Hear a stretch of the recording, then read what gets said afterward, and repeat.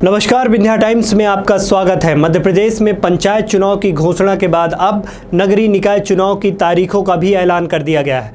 मध्य प्रदेश में अब नगरीय निकाय चुनाव की घोषणा हो चुकी है। आपको बताएं कि चुनाव 2 चरणों में चुनाव होने हैं। पहला चरण 6 जुलाई को और दूसरा चरण 13 जुलाई को होना है। तो पहले चरण के नतीजे जो हैं वो 17 जुलाई को आएंगे, वहीं दूसरे चरण के नतीजे 18 जुलाई को घोषित किए जाएंगे।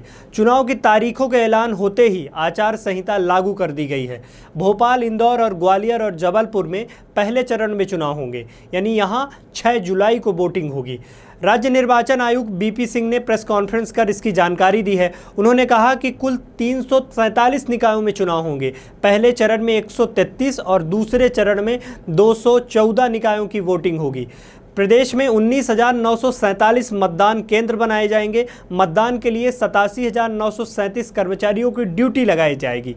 चुनाव ईवीएम से होंगे। बहुत बड़ा एक ये ऐलान किया है, क्योंकि जिस तरह पंचायत चुनाव के लिए घोषणा की गई थी कि पूरे चुनाव मतपत्र से होने थे, अब यह चुनाव ईवीएम से होंगे और नोटा का भी ऑप्शन इस चुनाव में होगा।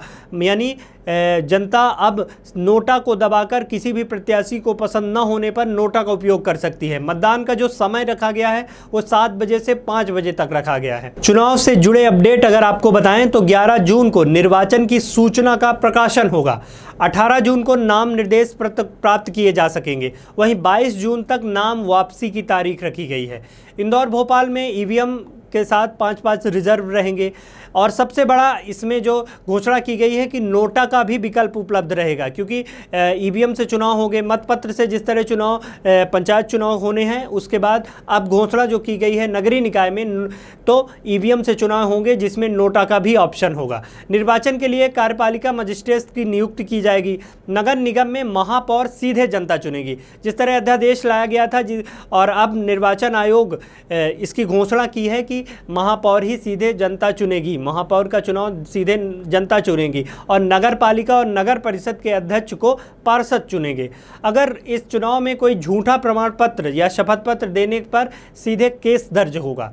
सभा रैलियों के लिए अनुमति लेना जरूरी होगा। सुबह 7 बजे से 5 बजे तक मतदान की प्रक्रिया की जाएगी। प्रदेश में आपको बताएं कि 957 नए नगरीय निकाय चुनाव कराए जाने हैं, लेकिन आरक्षण की जो प्रक्रिया है वो मंगलवार को पूरी हो गई है। निकायों में अगर आपको बताएं कि ओबीसी आरक्षण को लेकर जो जिस तरह मामला फंसा हुआ था कि अब ओबीसी आरक्षण को लेकर जो स्थितियां हैं, तो नगरीय निकाय में 99 नगर पालिकाओं में ओबीसी का आरक्षण 25 से बढ़ाकर अब 28 हो गया है। प्रदेश में 2015 की अगर बात करें तो नगर पालिकाओं में ओबीसी के लिए आरक्षित सीटें 25 थी, जिनकी अब संख्या बढ़ाकर 28 कर दी गई है। नगर निगमों में ओबीसी आरक्षण 25% और नगर परिषद में 24% रखा गया है। वहीं मंगलवार को जिला पंचायत अध्यक्ष के लिए भी आरक्षण की प्रक्रिया हुई। इसमें 52 सीट में से 4 सीट ओबीसी के लिए रिजर्व हुई है।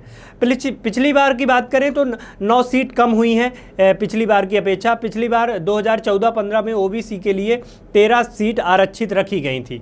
इस तरह पूरे प्रदेश में नगरीय निकाय चुनाव का एक बार बिगुल बज चुका है। और आपको बताएं कि जो पूरे प्रदेश में जितने नगर निगम में चुनाव होने हैं, उनमें से 16 नगर निगम है जिनमें मध्य प्रदेश में चुनाव होने हैं।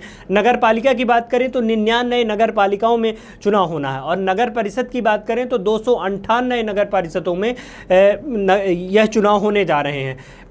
बीपी सिंह ने प्रेस कॉन्फ्रेंस कर पूरी जानकारी दे दी। इसका मतलब अब नगरीय निकाय चुनाव पंचायत चुनाव के साथ ही प्रक्रिया शुरू हो जाएगी, क्योंकि 11 जून से इसकी प्रक्रिया शुरू कर दी जाएगी। और जिस तरह पंचायत चुनाव की पूरी प्रक्रिया शुरू कर दी गई है, नामांकन प्रक्रिया चल रही है।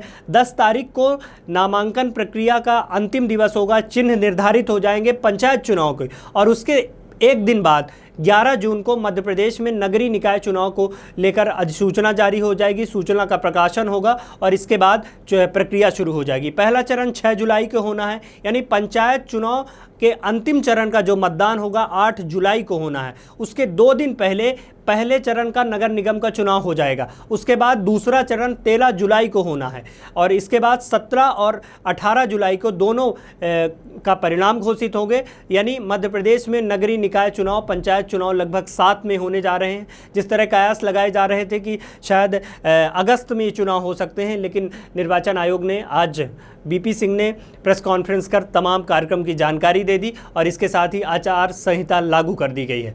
तमाम प्रक्रियाओं में, तमाम चुनाव को लेकर, अपडेट को लेकर हम आपके पास हाजिर रहेंगे। तब तक के लिए बहुत बहुत धन्यवाद।